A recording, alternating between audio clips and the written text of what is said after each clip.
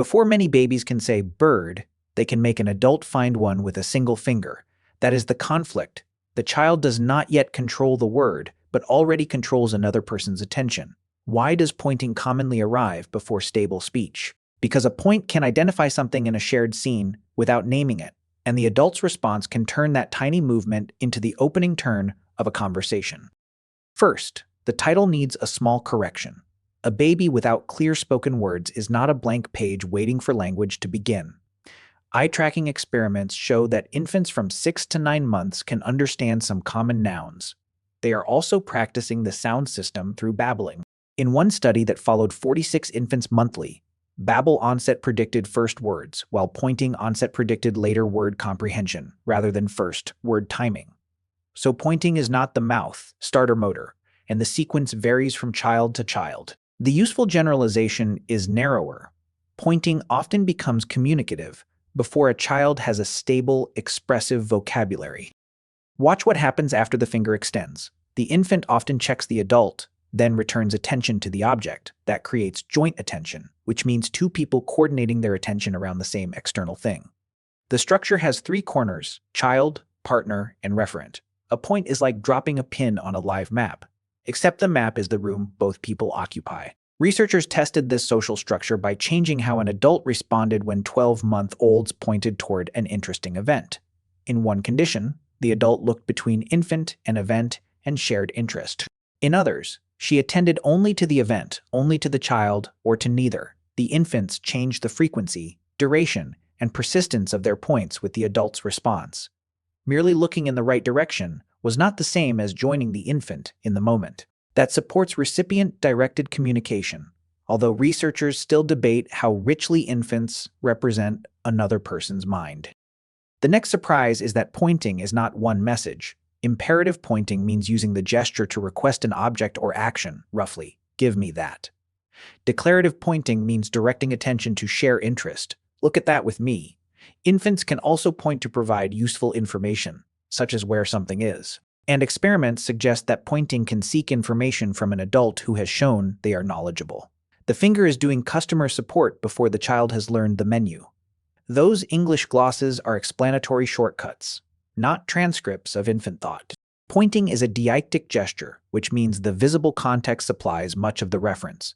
A word such as bird is a conventional symbol that must be learned. A finger can select the bird already in view. That grounded reference helps explain why the gesture can carry meaning before the child owns the label. The shared scene is doing part of the communicative work.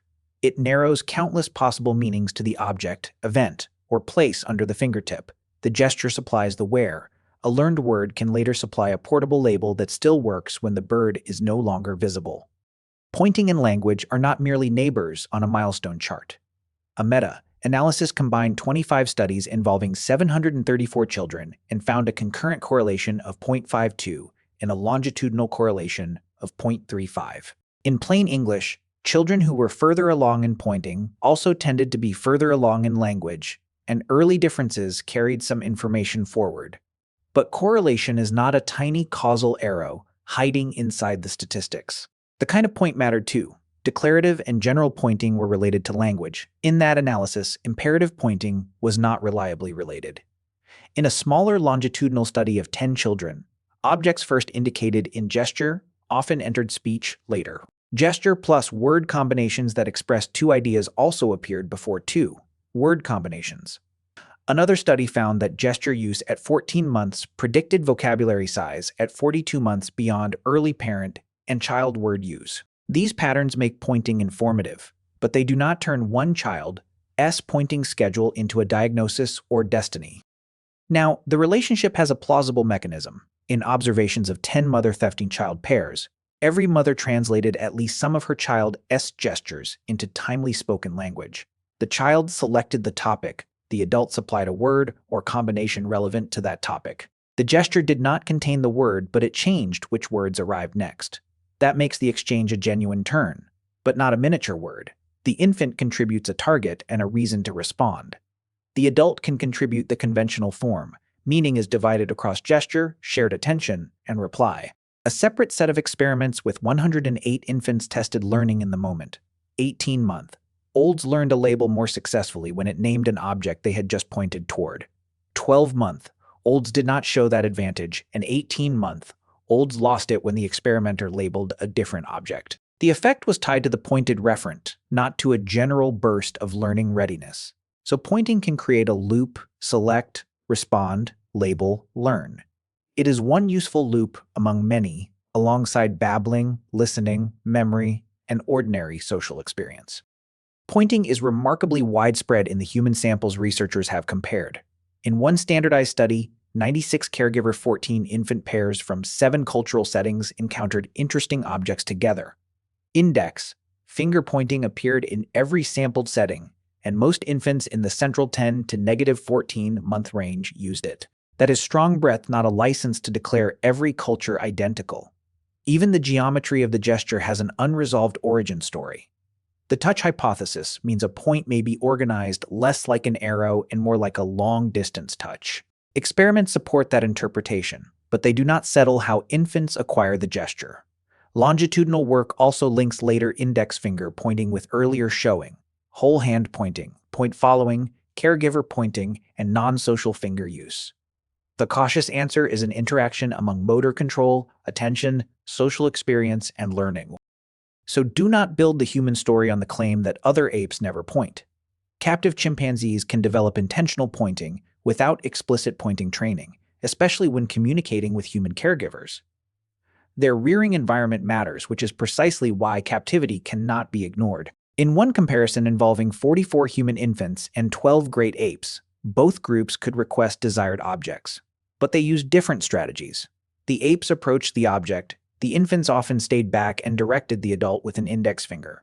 That is a task result, not an intelligence scoreboard. Then there is a rare observation from the wild.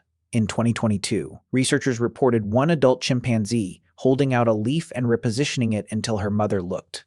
With no obvious request outcome, they described it as a possible declarative, showing gesture. One event cannot erase the large human Phi-D ape difference, but it warns against drawing that difference as a brick wall. It may be a difference in frequency, contexts, and cooperative motives rather than an absolute lack of capacity. Some researchers interpret early human pointing through shared intentionality. Shared intentionality means the cooperative ability to align attention and goals with someone else. Other researchers argue that infants can succeed with a leaner understanding and no elaborate mind reading theory. Evolution gives us an even harder limit. There is no fossil finger frozen midpoint. Gesture and language do not fossilize, so infant development cannot date the first hominin point or prove a gesture-first origin for language. Developmental and ape comparisons reveal useful components, not a prehistoric recording. So why do babies point before they can talk fluently? Because a point can mark a visible coordinate before the child controls the conventional spoken symbol for it. It also recruits a partner, turns private attention into shared attention, and often brings relevant information back. The finger does not make the mouth ready, and it does not guarantee vocabulary growth. It gives meaning somewhere to go while speech is still catching up.